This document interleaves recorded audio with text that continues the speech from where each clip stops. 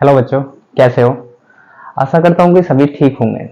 सभी को मेरा प्यार भरा नमस्कार। ठीक है, ज्यादा समय ना लेते हुए मैं आपको ले चलता हूँ आपके क्वेश्चनों की तरफ। पीछे मैंने आपको वीडियो में सारा कुछ क्लियर करा दिया है और छोटी छोटी चीजें जो आपको आज मैं क्लियर कराने वाला हूँ। ठीक है, बेसिक उन्हीं से ठीक होगा। जो जब तक छोटी छोटी चीजें क्लियर नहीं होंगी तब तक बेसिक मैथ ठीक नहीं हो सकता है। आगे कुछ कर ही नहीं सकते जब तक छोटी चीज क्लियर नहीं होगी। ठीक है, अब मैं सबसे पहले आपको आज पहले बताता हूँ क्रम विनिमय का नियम। अच्छा, हमको सिखा रिया है। अच्छा, और जब सोच क्रम विनिमय,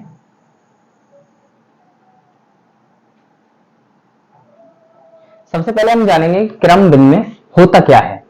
ठीक है, क्रम विनिमय क्या होता क्या है, तो देखेंगे जोड़ करने पर और गुणा करने पर उन संख्याओं का अगर क्रम चेंज कर दें तो उत्तर में यानी कि आंसर में कोई भी चेंजिंग नहीं होगी। जैसे कि एग्जांपल लेते, 5 + 7 बराबर 7 + 5। ठीक है, देखो 5 और 7 कितना होगा, 12 होगा, और 7 और 5 भी कितना होगा, 12 ही होगा। ऐसे ही 8 + 4 और 4 + 8 क्या होगा, 8 और 4 12, और 4 और 8 भी क्या होगा, 12 ही होगा। अब मुझे आपको एक क्वेश्चन बताना, देखो 7 + 9 और 9 + 7, ये देखो 9 और 7 कितना होता है, 16 होता है, और 9 और 7 भी क्या होगा, 16 होगा। अब आपको ये करके दिखाना है। ठीक है, ये बताना है।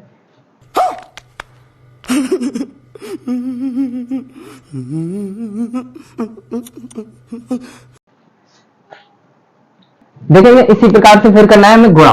गुणा का कैसे चेंज होगा, जैसे 5 × 7 और 7 × 5, देखो 5 7 35 और 7 पन्ने भी 35 ही होते हैं। ऐसे 8 × 5 बराबर क्या होगा, 5 × 8, 8 पन्ने 40 होते हैं और 5 8 भी कितने होते हैं, 40 होते हैं। अब आपको 3 + 9 ये आपको करके बताना है। ठीक है, ये होता है क्रम विनिमय का नियम। अब चलते हैं थोड़ा सा आगे, आगे देखते हैं योज्य तत्समक। ये क्या होता है, ठीक है, इसको भी जानेंगे। योज्य तत्समक होता क्या है, जिसके जोड़ने व घटाने पर कोई अंतर ना पड़े वह होता है योज्य तत्समक। समझ में आई? यानी कि जिसके जोड़ने और घटाने पर कोई फर्क ना पड़े तो वो क्या होता है, योज्य तत्समक। जैसे कि 5 + 0 बराबर क्या हो जाएगा, 5 ही हो जाएगा। अब 5 - 0 क्या होगा, फिर भी 5 ही होगा। अगर मान लो यहां संख्या ले लो 50 + 0, तब भी क्या होगा, 50 ही होगा। तो यानी कि जिसके जोड़ने और घटाने से कोई प्रभाव ना पड़े आंसर में, उसको क्या बोलते हैं, योज्य तत्समक। शून्य एक ऐसी संख्या है गणित की जिसे योज्य तत्समक बोलते हैं। समझ में आया?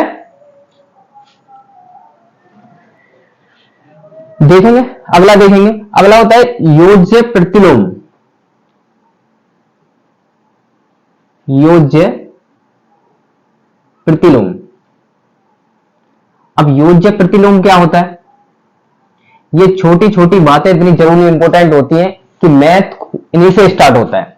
योज्य प्रतिलोम होता क्या है, योज्य प्रतिलोम को पहले तो समझ लेंगे। योज्य प्रतिलोम का मतलब होता है कि किसी भी संख्या का विपरीत यानी कि उल्टा योज्य प्रतिलोम होता है।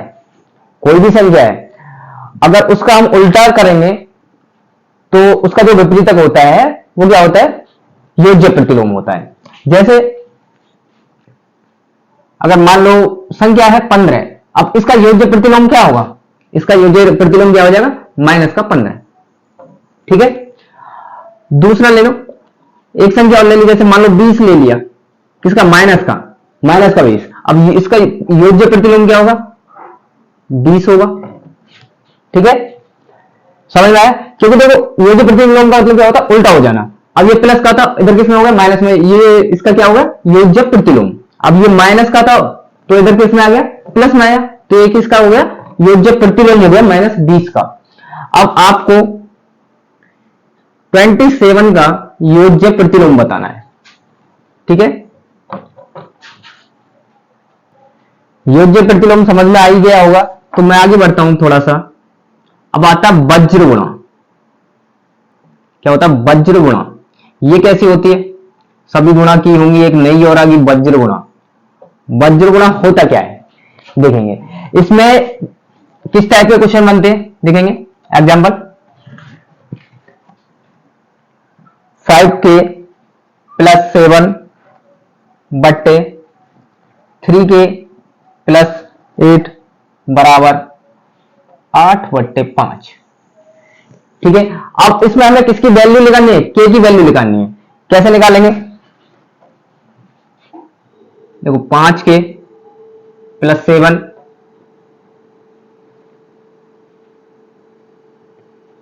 बट्टे 3k + 8 बराबर 8/5, इसकी पूरे ब्रैकेट के साथ इसकी गुणा और इसकी इसके साथ में देखेंगे करेंगे कैसे। 5, ठीक है, और ये 5k + 7 बराबर 8, 3k + 8, ये तो रहेगा।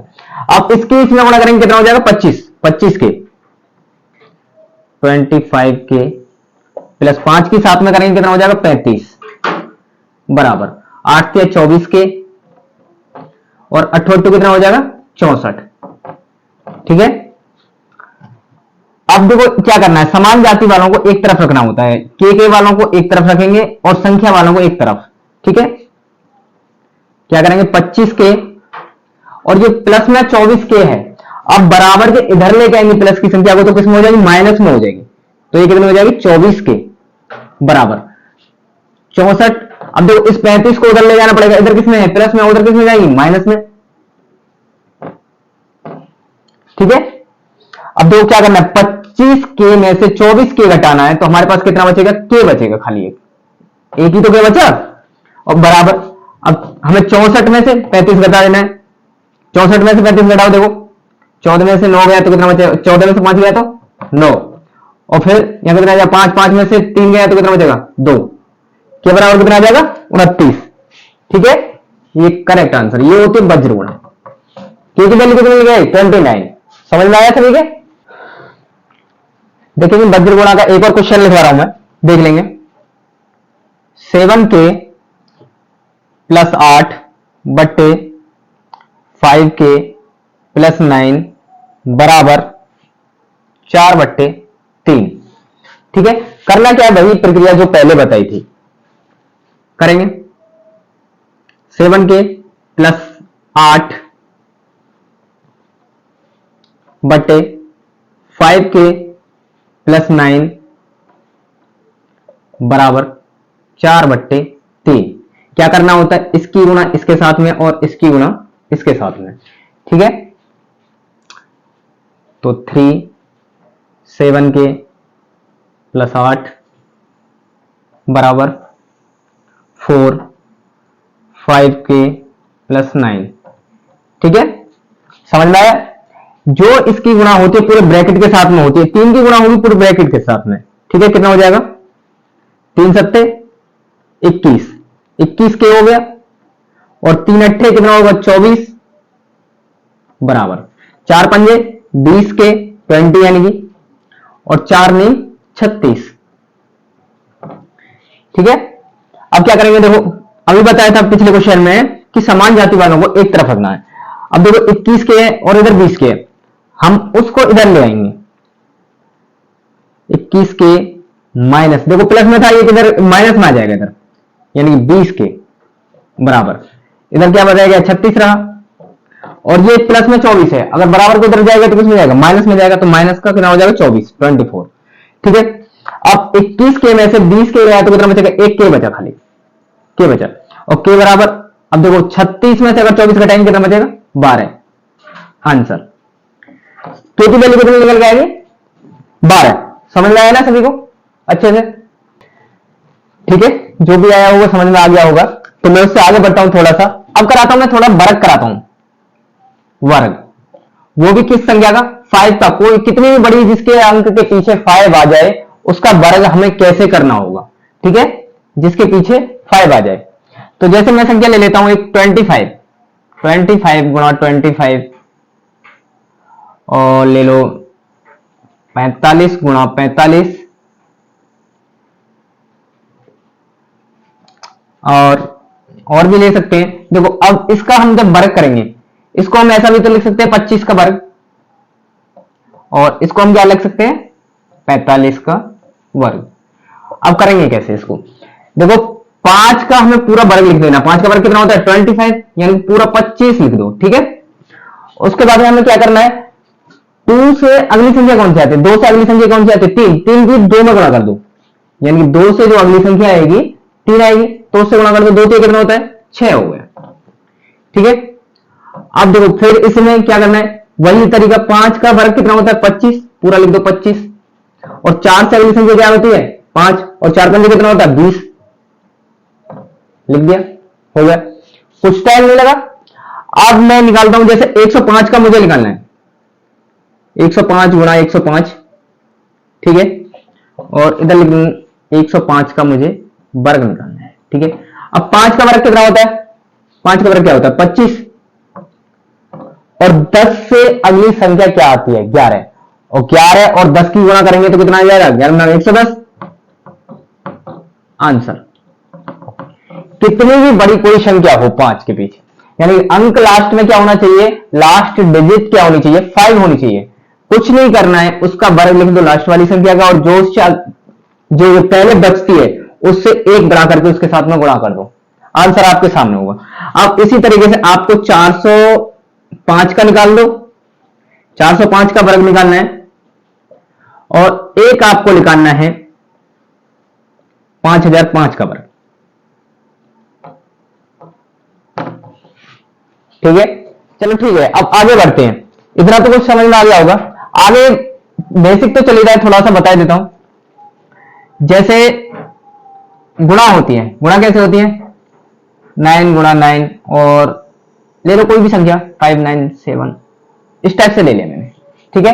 अब इसकी जल्दी से गुणा करनी है, फटाफट करनी है, टाइम नहीं लगना चाहिए अपने को, ठीक है। तो करेंगे कैसे, देखो समझ लेना, पहले एक बात समझ लेना, जितनी भी 9 दे रखी हैं संख्या के पीछे उतनी 0 लगा दो, जितनी भी 9 यानी कि 9 जितने दे रखे हैं उतनी क्या करनी है, संख्या के पीछे 0 लगा देनी है, और जो संख्या दे रखी है उसी को उसमें से घटा दो, आंसर सामने होगा। करना क्या है, 859, और 9 कितना दे रखा है 2, 2 दे रखा है ना, तो 2 0 लगा दो इसके पीछे, और हमें घटाना है क्या, ये 958, इसको घटा दो।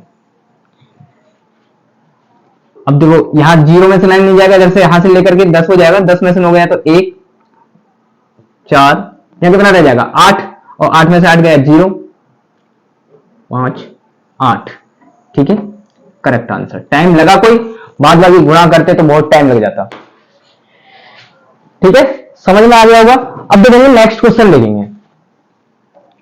अब जैसे लिखा हुआ 1 2 3 और 5 7 ऐसा कुछ कर करके लिखा हुआ, और 9 9 9, और इतना ही रहने दो, आगे बढ़ाता हूं और नेक्स्ट क्वेश्चन बढ़ाऊं। तो करना क्या है, ठीक है, इस संख्या को लिखो, सबसे पहले इस संख्या लिखनी होती है 1 2 3 5 7, और 9 कितने दे रखे हैं 3, अभी बताया था मैंने, जितने 9 है उतनी 0 रख दो, और फिर क्या करना है, रखने के बाद में ये जो संख्या होती है, ये वाली संख्या हमें क्या करनी होती है, इसमें से घटानी होती है, घटा देंगे इसमें से 7 5 3 2 1, देखो घटाएंगे, यहां कितना आ जाएगा 3 4 6, यहां कितना रहेगा 6, 6 में से 2 गया कितना बचेगा 4,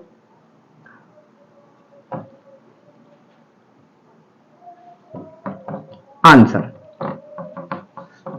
ठीक है, समझ में आया करना कैसे होता है। देखो अब नेक्स्ट क्वेश्चन करते हैं इसी टाइप का, 8 7 9 6 3, जो भी माइंड में आ जाए वो लिख दो, और 9 9 लिख दो, कितना भी लिख दो, जितना बनना है। हमें करना क्या है, इस संख्या को पूरा कंप्लीट लिखना है पहले तो 87963 और 9 को भी लेना है 1 2 3 4 5 6 7 7 जीरो 3 4 5 6 7। ठीक है, और करना क्या है, इस संख्या को हमें इसमें से घटाना है 3 6 9 7 8। ठीक है, क्या करेंगे, घटा दो इसमें से। देखो घटाएंगे, अब यहां घटाएंगे तो कितना बचेगा, 9 में से 6 गया तो कितना बचेगा 3, और 9 में से 9 गया 0, और 9 में से 7 गया 2, और 9 में से 8 गया तो कितना बचेगा 1, और फिर यहां 9 9, और यहां कितना बचेगा 2। ठीक है, और यहां 6 9 7 8 करेक्ट आंसर। देख लेना, चेक करके देख लेना, कैलकुलेटर से भी फास्ट होगा ये आंसर। ठीक है, कितनी भी बड़ी डिजिट हो, कोई भी कितनी बड़ी संख्या 9 की किसी के साथ में गुणा हो रहा हो, क्या करना है, वही संख्या लिखना है, और 9 जितने दे रखे होंगे, 9 जितने दे रखे होंगे उतनी जीरो लगा दो, और क्या करना है, बस उसी संख्या को घटा दो, आंसर आपके सामने होगा। ठीक है, अगर देखने में अच्छा लगा हो, क्वेश्चन जो भी कराए हैं बेटर हो, मैं ज्यादा से ज्यादा कहूंगा कि वीडियो लाइक करें, सब्सक्राइब करें, ज्यादा से ज्यादा वीडियो को शेयर करो, सपोर्ट करो। मेहनत करना है, करते हैं हम भी लोग यार, बनाते हैं तो थोड़ा शेयर भी किया करो, लाइक का बटन तो दबाना भूलना ही मत।